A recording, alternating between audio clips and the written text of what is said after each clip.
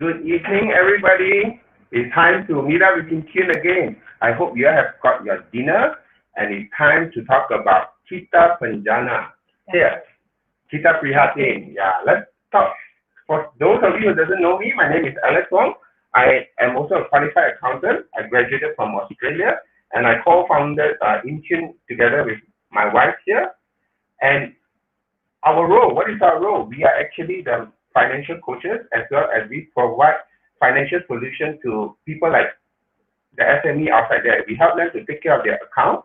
If you guys are our client, we are like your issue accountant team, and you guys are like our subsidiary. So you get world-class kind of financial coaching. And as part of our InTune program, we have been running a whole series, be it a live feed together with 𝗟𝗏𝗃𝗃𝗃, as well as also update on anything that's relevant to you guys in conjunction with us redesigning our businesses with this COVID-19. So let me introduce my co-founder, and she's also my life partner, Lily, to you. Okay, thank you, Alex. Okay, my name is Lily. I've been practicing accountant for the last 20 over years, and having graduated in Australia, worked with Big Four accounting firms and also managed the internal audit department of an Australian listed company. So together, I bring many years of corporate experiences to support Malaysian SMEs in their growing years through InTune outsourcing. Back to you, Alex. Okay, now the key question is, with all the moratorium ending, the second phase of all this Prihatin 𝗃𝗀𝗃𝗃 package. So how our business are adapting to it? Some of our business unfortunately have already shut down due to the nature of their business, and we are proud that InTune, we have been supporting a couple of our business to be able to relaunch themselves. Malaysia Prime Minister recently announced another 10 billion worth of Prihatin package, and it focused on three main areas. It is specific to the 𝐵40 and the 𝗟𝗏𝗃𝗃 income group, and to come up with the updated wage subsidy plan 2.0 and also a grant. So we are going to talk a bit about that. So Lily, let's talk about Prihatin National Aid 2.0. What is it all about?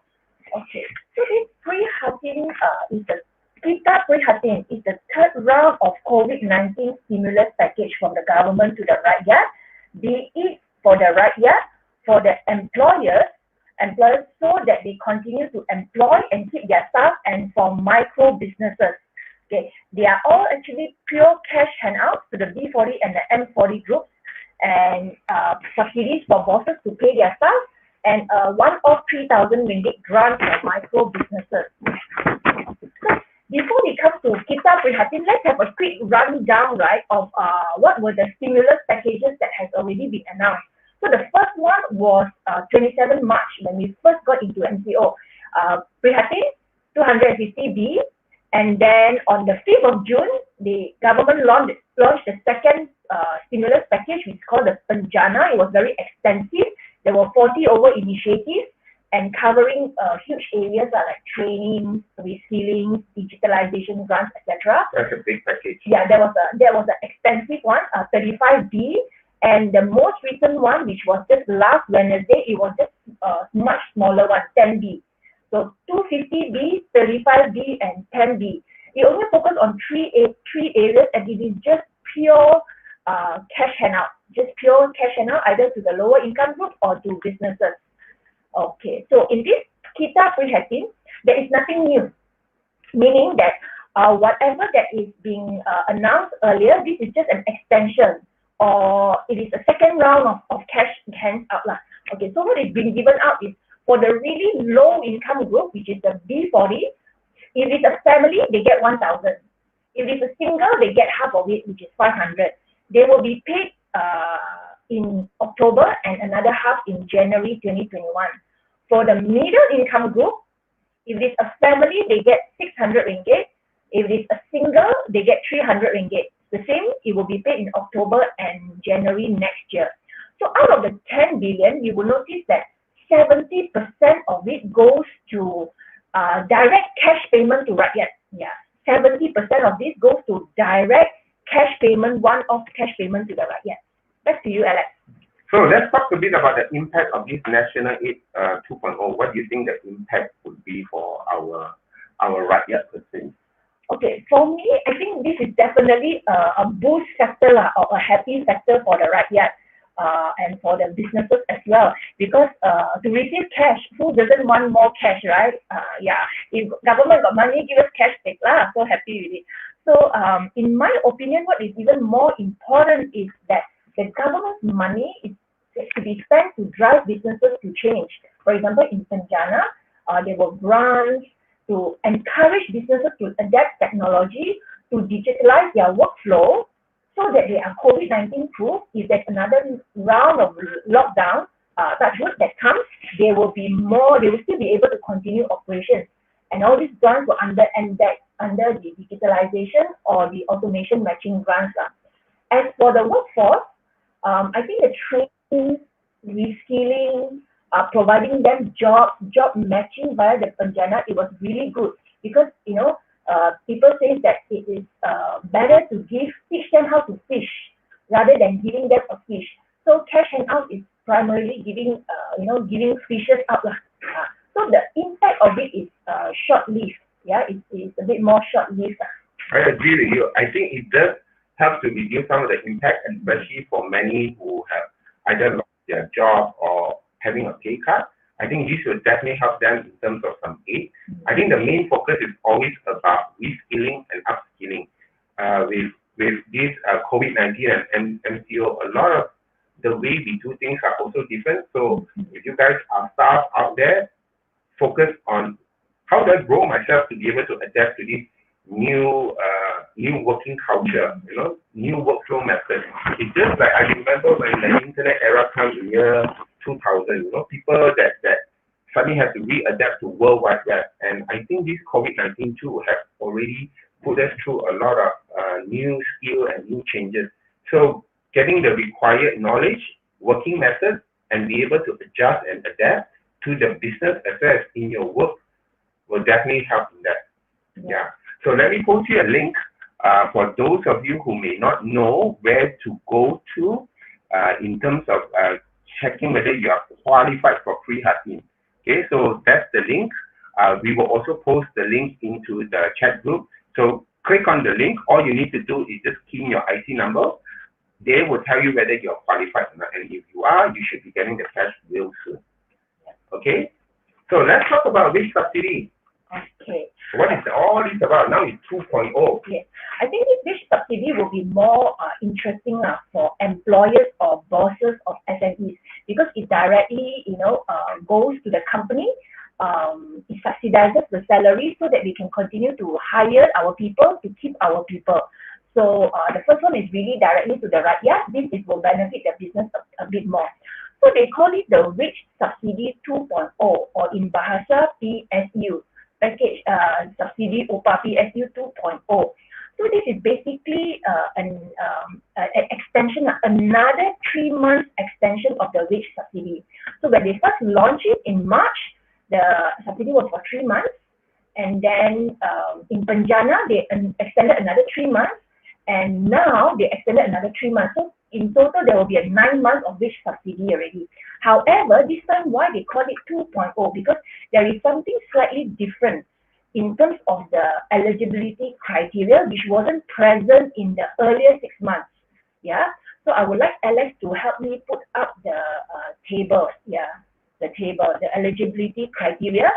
So I would just run you through for those who have not applied a wage subsidy in the earlier ones. So you can apply as a new application. So you will get 6 months. But for those who have been enjoying the wage subsidy for the last 6 months, this is another extension. But there is one criteria which is different from the rest, is the one highlighted in decrease in sales or revenue.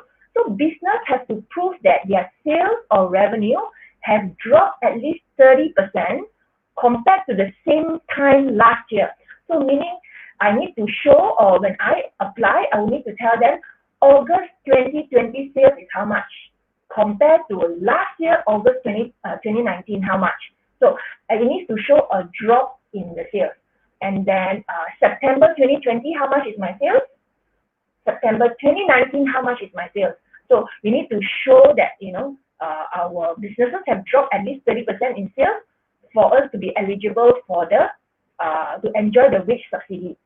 So this wage subsidy, the company will get 600 ringgit for each staff, which is has salary less than 4,000 ringgit, and up to 200 staff only. Meaning, if you are a factory, you have a lot of staff, you have 300 or 400 staff, but the maximum subsidy that you'll be getting is only up to 200 staff. Okay, let me see. Okay, companies can start to apply from 1st of October to 31st December. That means from 1st of October onwards up to year end, you can submit in your application. And then, let me see, companies currently receiving the wage subsidy must reapply. So you don't assume that, I've been already receiving for the last 6 months, I will continue to be getting the subsidy. No, you need to reapply and submit all the application forms. So later a link will be posted where you can click in to apply for the wage subsidy, or InTune can also do it for you. Yeah, so these are some of the work that we do at a very low cost to help out in SME. And I think I've been speaking to some SME, they are also very caught up with the we call the wage subsidy program 1.0, where in the 1.0, the rules have also modified a bit to 1.1. And so for those of you who are SME, this is a fresh one. So you need to look at it as a new perspective and go in fresh. So there are also questions that some of the business owners have been asking me. If I do apply and then later I need to do retrenchment, how? And I always advise them that because of the nature of uncertainty, my suggestion is you apply first. In the end, if you really need to do something along that line, return the money back to the government. Go and have a chat with the SOCSO and tell them that, look, as much as I would like to keep this, I just can't. Rather than because of the catch-22, you don't apply and then you miss out and then you end up your business can actually sustain and you don't get the subsidy. So that's my recommendation to SME owners. Don't get too caught up with your concern. If you need any support at all, call us. Later we'll post a link. You can register yourself with us and have a chat with us. Let us give you a helping hand. Same thing with 𝐸𝑟𝑝. 𝐸𝑟𝑝 is the employment retention program. It has been abolished. Not so say abolished, it has been replaced with the wage subsidy program previously. So if you have all this unpaid leave thing, or we are managing your staff in terms of reducing hours and reducing pay, you can still enjoy the wage subsidy program 2.0. The main thing to look for is you can't retrench them. And in the worst case, if you do need to retrench, speak to SOCSO. And I think it's always a question of, maybe I return back the money, I thought I could pull through and I can't. Rather, you don't do anything and then you miss out 1.0, you miss out 1.1, and then now you miss out 1.2. Yeah. So Alex, a bit about the 𝗟𝗡, which is abolished and included as part of the wage subsidy program. Then the new, the condition, the different condition was very interesting. Previously, if you are receiving 𝗟𝗡, you cannot cut their salaries. But in the revised version, it says that they are allowed to reduce working hours. When you reduce working hours means, for example, you do only 4-day week instead of 5-day week. And then as a result, salary is cut by 20%. So well, it's not really a cut, because if the staff is not going to work, essentially it's like an unpaid leave. Yes, unpaid leave. So versus that you are still working 5 days and then you get 80% pay. So it's a slightly different ballgame. So you are allowed to work with your staff to say that, look, I can't pay you full, and our business is not as dynamic or as high peak as it used to be. Why don't we work based on 4 days a week and I pay you, say, 80%? So it's based on that rather than pay cut. It's actually an unpaid leave program per se. Or they call it the reduced working hours, and provided that the workers agree after negotiation. So it's very clear that that means they want you to encourage you to talk to the workers, get them to agree, and then if that's fine, can go ahead. Yeah, have a town hall meeting with them and make it work with the staff. And I think for those of you who are out there who are a staff, know that there are challenges in the economy. Maybe sometimes we don't see it from the employer point of view, from the numbers that we review and from all the announcements that is coming out in the newspaper. Some of these struggles are really real, and it's important to work it through with your employer as well. And employers, don't take things in your own hands. There are ways to make it work with your staff, and it's really about communication. It's about having that openness to discuss and work it through with them. And sometimes it's always moment by moment. So we have maybe some clients who started off with 3 days work, and then slowly when the work increased back, it goes back to 4 days work. And they just top it back up, and when the thing come back down again, they go back to a 3 days work. So it can always based on a grid of minimum 3 days a week, and then if I need more, I will add in that. So that all can be done in negotiation, and it's always about having that conversation with your staff. Okay, and Alex, there are a few, the FAQ on this subsidy, VPN, and the GKP has been released on Friday. So this Kita Prihatin was on Wednesday. FAQ has been released on Friday. So I'm picking up some of the important FAQs that business owners would usually ask regarding wage subsidy. So one of the questions is that after your wage subsidy has been approved, do you need to reapply every month? So the answer is no. You don't have to reapply in the second and the third month, but you need to do the update. What does it mean by the update? Let's say during the month, somebody has resigned, or a new staff has joined, or the business, temporary closure. That is called an update. So by the 15th of the month, you need to update in the 𝗟𝗃𝐽𝐜 website of these changes. This is not a reapplication, but just an update. So a next question that many employers would ask is that, what is the period involved, employer and for the staff? So all the employers, if you want to apply for the wage subsidy program number 2, you need to be registered with SEPT before 1st of September. Both the employer and the employee. Meaning if you're a new business, you just set up a business, quickly go and, but you already passed. You need to be registered with SEPT before 1st of September to be able to enjoy wage subsidy 2.0. Okay, the next question, common question would be, if my wage subsidy first application was rejected, can I apply for the PSU2, which is the current one? The answer is can.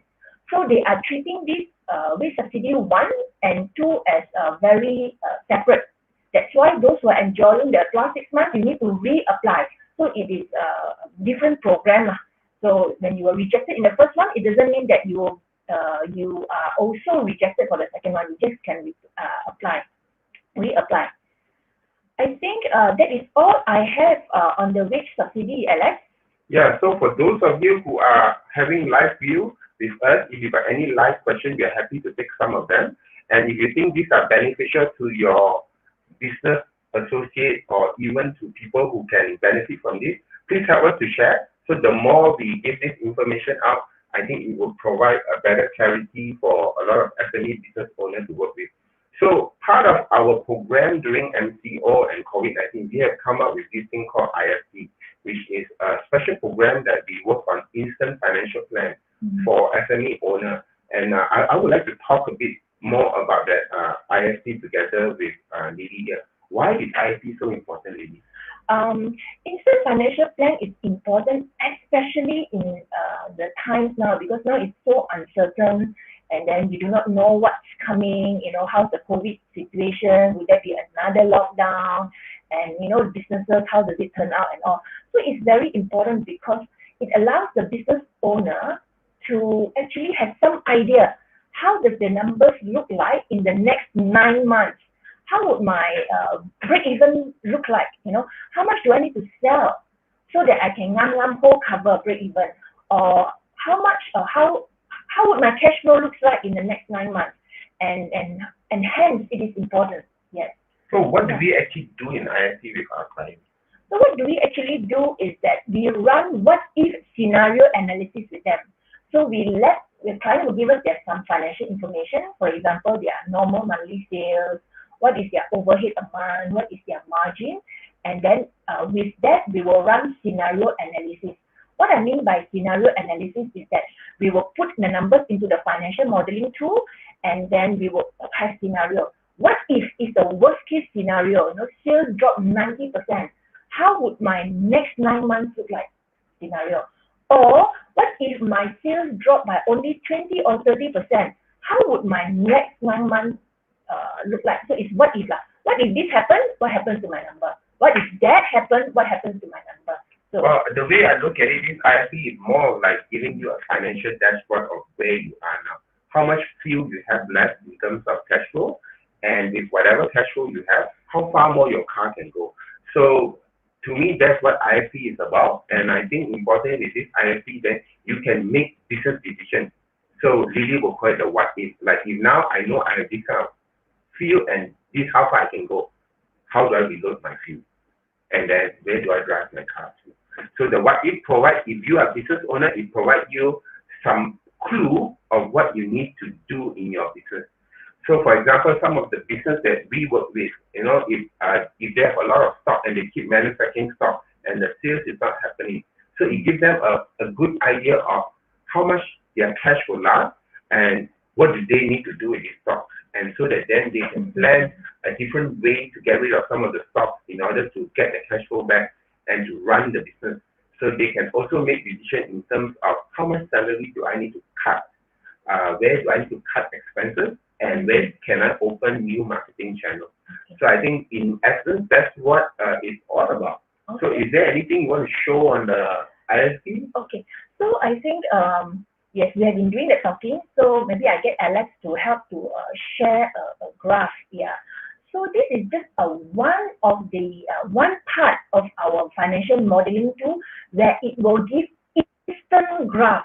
It will give instant graph of how would your profit look like, how would your cash flow look like in the next 9 months. So if you are doing it now, October, so we are able to see up to June 2021. So I think I made a mistake. So it's 2021 next year, not 2020. So this is and it comes up instantly, immediate. So it can let us know how much cash is coming in, going out, and then the net cash flow. Yeah. So it gives instant results immediately. Yeah. So how can some of our clients benefit from this IFP? Do we have anything that our clients can perhaps take advantage of, possible SME owner who wants to have this IFP as part of their program? Okay, so today we are having a special promo. So what we would like to do is that if you find that which subsidy is just too much a hassle, too many things to fill up, etc., we can do that for you. Bundle together with the IFP is going to be a 1-to-1, 1 hour financial coaching for your company for $499. So we will spend an hour with you going through your numbers, going through the what if and how does it look like for the next 9 months with you, and then and of course financial coaching, financial input for $499. So later we'll put, Alex has already posted the promo code 𝗟𝗏 499. Correct. So as part of the Prihatin 𝗟𝗏, so we also have a 𝗟𝗏 499 to help you out, and to also, like I say, to give business owner. I think one of the biggest challenge with business owner in current environment is they don't know. Sometimes they have so much information, they don't know what to do with it. And I think with the instant financial projection that we have, it gives them some clue and some decision-making tools that they can use in order to plan and move forward, so that they know what to do. Even we have clients that we tell them they are okay, they are still jumping up and down because there's just so much fear and uncertainty. So with instant financial plan, we provide them some level of certainty of where they are and what they can do in terms of what they can be in control, and then from there they can create in terms of business where can they go to. I think that's the beauty of ISP. Yeah. Okay. Sure, we are going to the last part. Yeah, so the last one we're going to talk about the Prihatin special brand. Yes. What is all this special brand all about and why is it so special? Okay, so this Prihatin special brand, or in Bahasa, is called Grant Khas Prihatin. It's really targeted on very small micro businesses. It's 3,000 ringgit cash handout to those micro businesses. So if you look at the criteria, so what does it mean? So this GKP has been programmed in the last stimulus package as well. So many micro business has already gotten the 3,000 in their bank account. So if you have already gotten the 3,000 in your bank account, you cannot apply for this anymore.